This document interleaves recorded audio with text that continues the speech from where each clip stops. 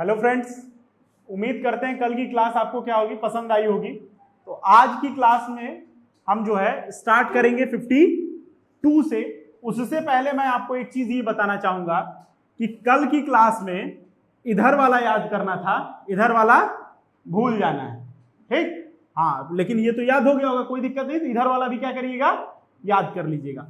अब 52 में क्या है, 52 में कहा गया है कि एक प्रेसिडेंट होना चाहिए। क्या होना चाहिए? भारत का एक राष्ट्रपति होना चाहिए, ठीक है। और राष्ट्रपति क्या है? पद है, इसका जेंडर से कोई लेना देना नहीं है, ये आपको पता है। तो इसको समझिए ऐसे कि ये हैं दादाजी। कौन है? दादाजी। क्या होना चाहिए? एक राष्ट्रपति होना चाहिए, मतलब एक दादाजी होने चाहिए। और दादाजी के पास होता क्या है कि रियल पावर होती नहीं है। तो 53, लेकिन क्या होता क्या है, सारे काम किसके नाम से होते हैं? दादा के नाम से होते हैं। और दादा के पास क्या है? पावर है, ठीक। पावर सब इन्हीं के पास है, लेकिन कैसा है? नॉमिनल है, नॉमिनल पावर है। अब ये कोई भी काम करते हैं उसके लिए क्या बनाया गया? 74 75 यहीं पढ़ लीजिए।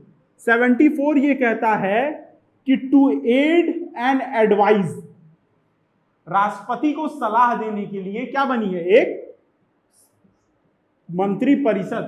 और इसका हेड कौन होगा? पीएम। अब पीएम को समझिए आप अपने मम्मी पापा, इधर से पापा इधर से मम्मी, ठीक। अब समझने वाली बात यह है कि पावर तो है लेकिन नॉमिनल पावर है। रियल पावर किसके पास है? यहां पे मम्मी पापा के पास। तो अगर किसी आप राष्ट्रपति से पूछेंगे कि ये बताइए सर, आप कविताओं का आपको शौक है? कहेंगे हाँ है।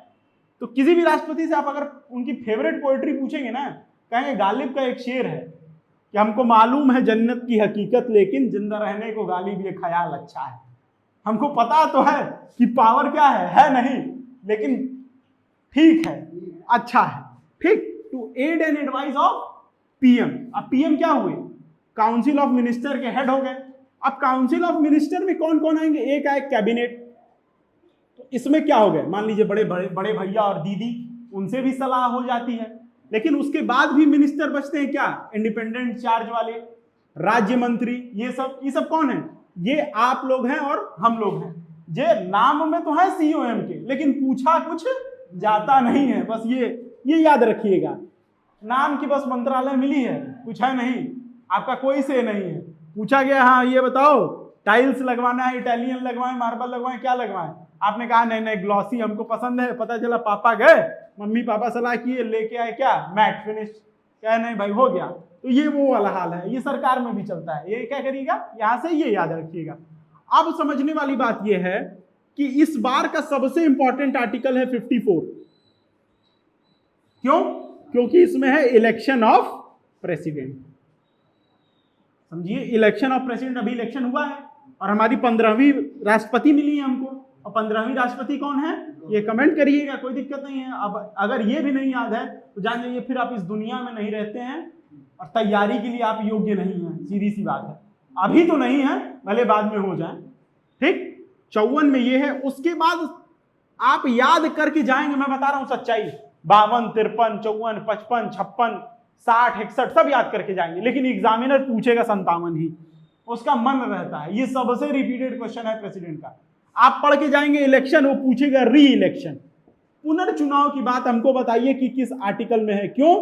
क्योंकि एग्जामिनर जो है क्या है, रिश्तेदार तो है नहीं हमारा। अब कुछ लोग कह रहे हैं नहीं सर रिश्तेदार ही कहिए। क्यों? क्योंकि रिश्तेदार ही परेशान करते हैं और एग्जामिनर भी परेशान करता है। आपकी मर्जी, हमारे नहीं करते हो तो हम रिश्तेदार नहीं कह रहे हैं, आपके करते हैं तो आपके रिश्तेदार होंगे 57।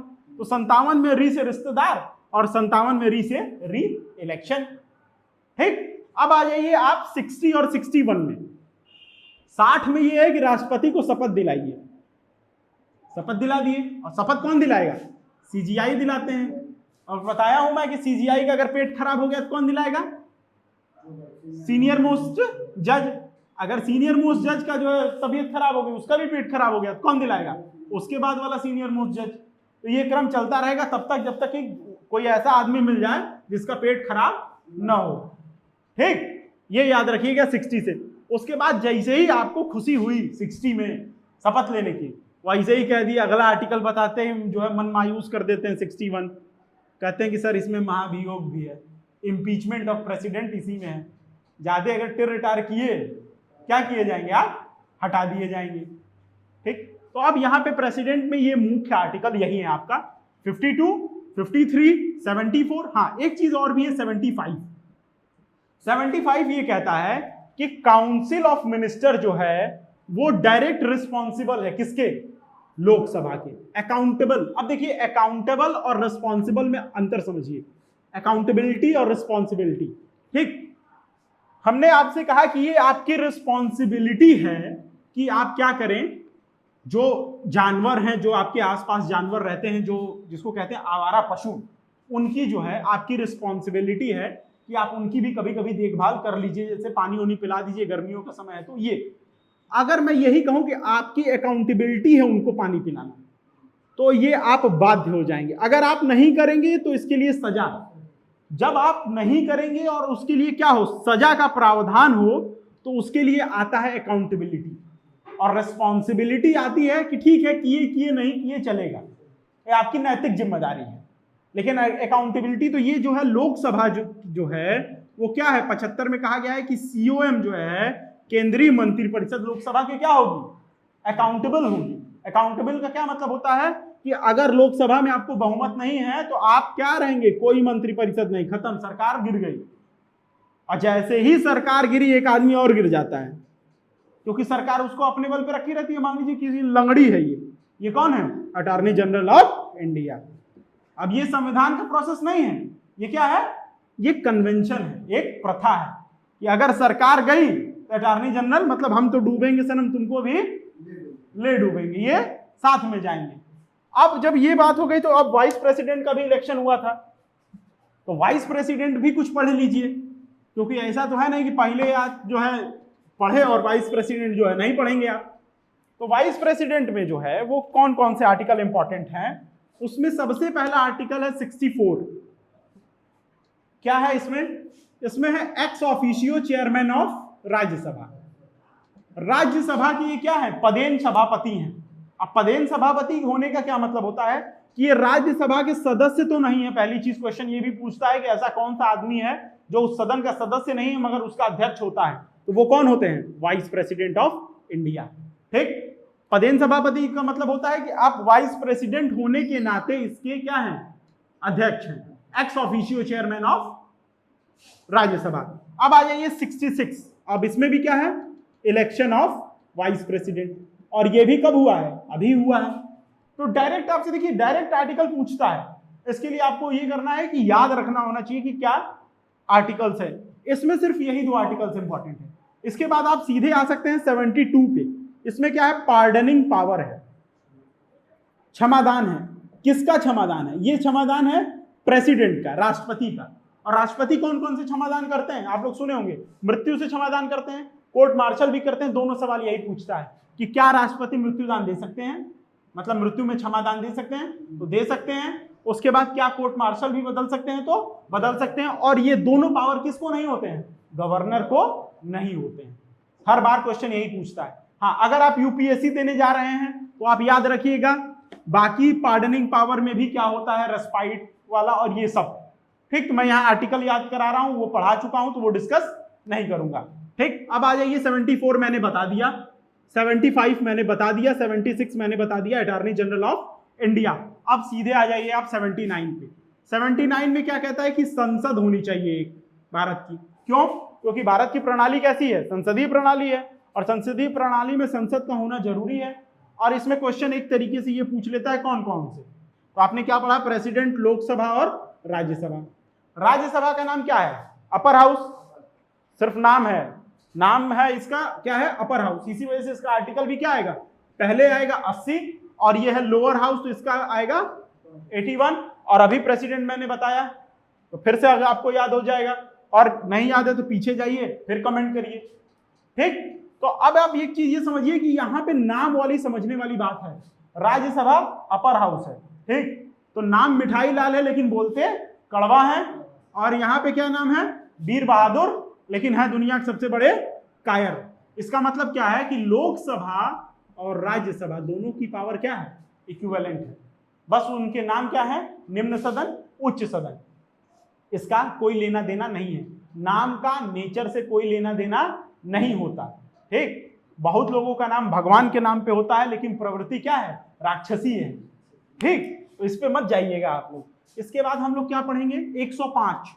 अब 105 एग्जामिनर क्यों पूछता है, क्योंकि इसमें दिया हुआ है प्रिविलेज। किसका प्रिविलेज दिया है, एमपीज का। अब एमपी कौन होते हैं, सांसद लोग। और सांसद लोग को तो भाई आपको पता भी है कि वो सांसद है, तो सांसद जो है कुछ ना कुछ तो भाई उसको विशेषाधिकार चाहिए। क्यों, क्योंकि भाई विशेषाधिकार से ही तो वो सांसद हुआ है, तो उसके बाद भी उसको सांसद बनने के बाद भी क्या चाहिए, विशेषाधिकार चाहिए। 109 और 110 ये बहुत इंपॉर्टेंट आर्टिकल है। कौन कौन से, 109 और 110। कंफ्यूजिंग इसमें क्या है ये बताइए, बिन धन सब सून, जैसे कहते हैं ना रहीमन पानी राखी बिन पानी सब सून। लाइफ में पानी और मनी ये दोनों राइम भी करते हैं और जरूरी भी है। तो 110 में क्या है, मनी बिल की डेफिनेशन है, क्या है, परिभाषा है। ठीक, लेकिन मनी बिल के बारे में क्या प्रोसीजर फॉलो होगा, कौन इसको मनी बिल है बताएगा, वो कौन करता है, लोकसभा का स्पीकर। ये प्रोसीजर प्रक्रिया जो है मनी बिल की वो कहां दी हुई है, 109 में दी हुई है। ठीक, अब बताइए ज्वाइंट सिटिंग किस आर्टिकल में है, 108। अब देखिए यही चीज है, मैं भूल रहा था, आप क्यों भूल रहे हैं। 108 क्या है, ज्वाइंट सिटिंग। क्या है, ज्वाइंट सिटिंग। अच्छा अब ये बताइए, जब आप लोग भी अपने दोस्तों के साथ बैठते हैं, जब ग्रुप में, कोई काम की बात करते हैं, नहीं करते हैं। इसीलिए संविधान संशोधन विधेयक पे क्या होता है, ज्वाइंट सिटिंग नहीं होती है। मनी बिल पे क्या होती है, नहीं होती है। वो किस पे होती है, ऑर्डिनरी बिल पे, साधारण बिल पे। क्योंकि सब जानते हैं कि यार पहले मिले हैं तो पहले पुरानी बातें होंगी कि काम कराओगे हमसे। ठीक, और इसका ज्वाइंट सिटिंग का अध्यक्ष कौन होता है, लोकसभा का स्पीकर। अगर मान लीजिए वो नहीं है तब कौन बनेगा, डिप्टी लोकसभा स्पीकर। वो भी नहीं है तो डिप्टी चेयरमैन ऑफ राज्यसभा। अब ज्वाइंट सिटिंग बुलाते कौन है, तो बुलाते हैं प्रेसिडेंट। और ज्वाइंट सिटिंग में पास कैसे होता है, तो अब इतने दोस्तों को आप बुलाए हैं तो भाई सीधी सी बात है कि कैसे पास होगा, सिंपल मेजॉरिटी से। क्यों, तो कहते हैं अरे यार स्पेशल स्पेशल कुछ नहीं करो, सब फॉर्मेलिटी है, सारे दोस्त हैं, साधारण जो चल रहा है चलने दिया जाए। ठीक, अब 100 में आ जाइए। क्यों, क्योंकि वो सचिन की सेंचुरी हो या आर्टिकल्स की, होती इंपॉर्टेंट है। 100 में क्या दिया है, 100 के 3 में है कोरम ऑफ, कोरम है। कोरम में क्या है, 1/10, यही कोरम होता है। कोरम कहां दिया हुआ है, 100 में। ये आपको पूछ लिया। उसके बाद आ जाइए आप 111। अब देखिए कहेंगे आपकी सर लगभग सब आर्टिकल तो बता रहे हैं, भाई मेरी गलती थोड़ी है, सब प्रीवियस ईयर्स के क्वेश्चंस हैं, हमने थोड़ी बनाया है। ठीक, तो अब ये आ जाइए आप, क्या मैं बोल रहा था, 110 के बाद 111। 111 में है एसेंट ऑफ द प्रेसिडेंट, हस्ताक्षर है। अब इसके साथ क्या, कौन किसका है, प्रेसिडेंट का है। और वो उसके साथ साथ क्या लगा सकते हैं, पॉकेट वीटो लगा सकते हैं, सस्पेंसिव वीटो लगा सकते हैं, एब्सोल्यूट वीटो लगा सकते हैं। इनकी मर्जी है भाई। ठीक, और मर्जी का मतलब तो इनके पास जान ही रहे हैं कि आप कोई मर्जी है नहीं। तो प्रेसिडेंट के लिए तो गालिब एकदम याद कर लीजिए, जहां प्रेसिडेंट आए कहिए कि सर क्या मजाक किए हैं आप भी, 74-75 भूला थोड़ी हूं जो आप बात कर रहे हैं उल्टा सीधा। ठीक, तो 111 ये है। उसके बाद आप आ जाइए 112। देखिए बजट नाम की चीज क्या है, आप हमेशा सुनते हैं कि बजट पेश हुआ। ठीक, अब इसको कोई बडगेट मत पढ़ना, ठीक है, ये बजट है। तो बजट पेश हुआ, लेकिन ये टर्म जो है संविधान में नहीं है। संविधान में क्या है, annual financial statement, annual financial statement की बात की है। तो कभी कभी क्वेश्चन इस तरीके से भी पूछ लेता है कि बजट किस आर्टिकल में है, तो उसका एक ऑप्शन ये भी होगा इनमें से कोई नहीं। ठीक, हाँ, लेकिन अगर ये पूछ ले एनुअल फाइनेंशियल स्टेटमेंट, वो है आर्टिकल 112 में। अब 123 में क्या है, 123 में है अध्यादेश, ऑर्डिनेंस। अब ये बात है कि मान लीजिए क्या कहता है ऑर्डिनेंस, क्या कहता है कि जब संसद क्या हो, सत्र में न हो तो राष्ट्रपति ऑर्डिनेंस ला सकते हैं। इसका मतलब क्या है कि जब मम्मी पापा नहीं रहेंगे तो दादा जो है क्या करेंगे, ऑर्डिनेंस, एक अध्यादेश जो है ले आएंगे। कोई भी आदेश दे सकते हैं हम लोगों को, लेकिन फिर इस आदेश को जैसे ही मम्मी पापा आएंगे उनसे क्या करना होगा, पारित कराना होगा। ठीक, तो ये चीज याद रखिएगा, संसद से पारित कराना होगा। अब यहीं पे अध्यादेश राज्यों में भी आप चले जाइए, याद कर लीजिए 213। देखिए ये है 123, ये है 213। ये गवर्नर का पावर है राज्यों में अध्यादेश लाने का। किसका पावर है? गवर्नर का पावर है राज्यों में अध्यादेश लाने का। अब 123 के बाद 124 इंपॉर्टेंट आर्टिकल है। क्यों है? क्योंकि इसमें सुप्रीम कोर्ट की सारी बातें जो है ना, वो किसमें की गई हैं? इसी में की गई हैं। 124 में सुप्रीम कोर्ट होना चाहिए, क्या होगा, ये सब जज जो है, तो आप सुप्रीम कोर्ट लिख लीजिए किसमें? 124 में। अब आप लिखिए 127 और 129। 127 में है एडहॉक जज की बात। किसकी? तदर्थ न्यायाधीशों की बात है, एडहॉक जजेस की बात है। और 129 में कोर्ट ऑफ रिकॉर्ड है। जब मैं पढ़ा रहा था तो मैंने आपको एक चीज बताई थी कि कोर्ट ऑफ रिकॉर्ड किसको माना जाएगा। मैंने कहा था ना, जज है, और जज के लिए एक टैगलाइन होती है, वो जज है वो कुछ भी कर सकता है। ठीक, तो कोर्ट ऑफ रिकॉर्ड ही उनको क्या करता है? शक्ति देता है। अब किस तरीके की शक्ति देता है court of record? Court of record का ये मतलब है कि वो जो भी आदेश देंगे सुप्रीम कोर्ट के जज। अच्छा हाँ, ये याद रखिएगा कि 129 सुप्रीम कोर्ट के कोर्ट ऑफ रिकॉर्ड है और 215 हाई कोर्ट का कोर्ट ऑफ रिकॉर्ड है। अब आपने क्या किया कि आपने याद तो किया, लेकिन ये भूल गया कि कौन सा सुप्रीम कोर्ट का है, कौन सा हाई कोर्ट का है। तो 129 क्या है? कोर्ट ऑफ रिकॉर्ड किसका है? सुप्रीम कोर्ट का। तो अब सुप्रीम कोर्ट ने कोई भी ऑर्डर दिया तो वो सारे न्यायालयों पे क्या होगा? मान्य होगा। एक बात ये, और दूसरी बात ये कि कोर्ट से मजाक नहीं, कंटेम्प्ट ऑफ कोर्ट लग जाएगा। अब देखिए कंटेम्प्ट ऑफ कोर्ट कैसे लग सकता है। मान लीजिए मैं यहां कोई मजाक करूं, मान लीजिए हाइपोथेटिकल है, मान लेने में क्या जाता है। हाँ, डायलॉग नहीं दीजिएगा कि मतलब किसी की माने नहीं आपकी मान लें, ऐसा वाला कुछ नहीं है। मान लीजिए कि कोर्ट कंटेम्प्ट ऑफ कोर्ट है। अब कोर्ट हमारी वीडियो कोई जज देख रहे हैं, जैसे हमारे कुछ दोस्त हैं जो बार काउंसिल्स में हाई कोर्ट के, ठीक, उनके थ्रू ये बात पहुंच गई सर के पास, कहे सर यहाँ जो है आपका भी मजाक हुआ था। तो सर सुमोटो लिख सकते हैं और कहेंगे कि आपने क्या किया है? कंटेम्प्ट ऑफ कोर्ट किया है। आप समझ जाइए कि कोर्ट की कितनी पावर है कि वो जज है वो कुछ भी कर सकता है। ये बात याद रखिएगा। अब आ जाइए 130 पे। 130 ये कहती है कि सुप्रीम कोर्ट कहाँ बैठेगी? दिल्ली में। ऐसा कुछ नहीं कहती है, वो ये कहती है कि सुप्रीम कोर्ट बैठेगी, सुप्रीम कोर्ट सीजीआई के, जहां वो चाहेंगे प्रेसिडेंट की सलाह पे। तो अभी कहां है? दिल्ली में। अगर आपसे क्वेश्चन पूछ दे क्या हैदराबाद में हो सकती है? हाँ भाई, अगर सुप्रीम कोर्ट के जज से कहवा दीजिए, चीफ जस्टिस ऑफ इंडिया से, एकदम हो जाएंगे। और 49th chief justice of India आपको 27 अगस्त से मिल जाएंगे, तो उनका नाम याद रख लीजिएगा। नहीं याद रखेंगे तो भाई हमारी गलती नहीं, एग्जाम में आएगा, करंट अफेयर्स की जब क्लास लूंगा तो वहां पढ़ लीजिएगा, क्या कर सकता हूं। तो 130 में हमने क्या बताया था आपको दिल्ली में अभी सुप्रीम कोर्ट है, लेकिन वो कहीं भी बैठ सकती है। ठीक, उसके बाद आ जाइए 143। 143 में एडवाइजरी ज्यूरिसडिक्शन है किसका? सुप्रीम कोर्ट का। और सुप्रीम कोर्ट किसको सलाह देती है? प्रेसिडेंट को सलाह देती है, ये बात आप सब जानते हैं। और वो सलाह क्या है? प्रेसिडेंट पे बाध्यकारी नहीं है, ये याद रखिएगा। यही करता है, स्टेटमेंट वाइज क्वेश्चन दे देता है और कहता क्या है कि सुप्रीम कोर्ट की सलाह क्या बाध्यकारी है? ये स्टेटमेंट ट्रू है? नहीं है। ठीक, अब आ जाइए 165 पे। आपने 76 में क्या पढ़ा था? लंगड़ी वाला कॉन्सेप्ट पढ़ा था अटॉर्नी जनरल के लिए। तो यहां पे गवर्नर वाली लंगड़ी कौन मारेगा? Advocate general of state. कौन मारेंगे? Advocate general of states. ठीक, अब आ जाइए, हमको आगे पढ़ना है 148। ये सबसे इंपॉर्टेंट आर्टिकल है, और ये आर्टिकल किसका है? कैग का। ठीक है, और ये क्या करते हैं? ऑडिट करते हैं, और ऑडिट रिपोर्ट किसको देते हैं? प्रेसिडेंट को देते हैं। तो इनसे भी हम कोई जो है मजाक नहीं करेंगे। अब आ जाइए सीधे कहां पे? 324 पे। मैं आपको मतलब ऐसे नहीं पढ़ा रहा हूं, सिर्फ मेन इंपॉर्टेंट आर्टिकल समझा रहा हूं। मैं आपको यहाँ 352, 356, 360 भी बता सकता हूं। तो डायरेक्ट आइए, मतलब आप, मेरा कहने का मतलब है ये सारी चीजें आप एक क्रोनोलॉजी में, एक कहानी की तरह याद करिए, क्रम से मत याद करिए। अगर मैं आपसे कहूं कि 1 2 3 4 5, तो फिर कोई वही नहीं है, याद ही नहीं होगा, क्योंकि वो तो करके देख चुके हैं ना। अब ऐसे करके देखिए एक बार।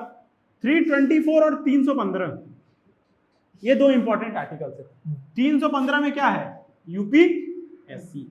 ठीक, वही आयोग है जो आपका चयन करेगी। और चयन नहीं करेगी तो क्या करेगी? नेता बनाएगी। और नेता बनने के लिए क्या चाहिए?